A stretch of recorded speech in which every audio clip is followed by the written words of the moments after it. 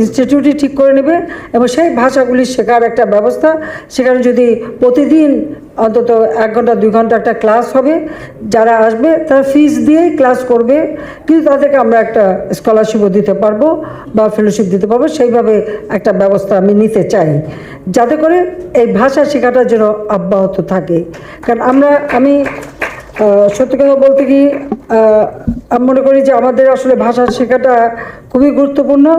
এবং ইতিমধ্যে আমাদের মূল যিনি বক্তা পবিত্র সরকার, তিনি এ কথাটা বলেছেন যে ক্লাস 1 থেকে শুরু করে 15 বছর 2 বছর যদি এটার উপর পড়াশোনা করা যায়, একটা ভাষা শিখে নেওয়া যায়।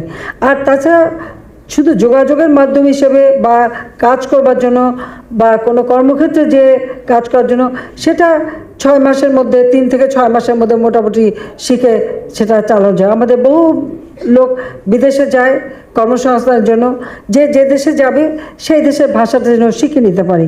ইতিমধ্যে আমরা একটা কাজ করেছি, 9টা ভাষা দিয়ে একটা অ্যাপস তৈরি করা হয়েছে, সেটা যে কেউ ব্যবহার করতে পারে, সেই সুযোগটা আমরা করে দিয়েছি। কিন্তু ইনস্টিটিউটের মাধ্যমে যদি আমরা এই ভাষা শেখার সুবিধাটা করতে পারি, তো যে কেউ যে কোনো একটা ভাষা শিখতে পারে।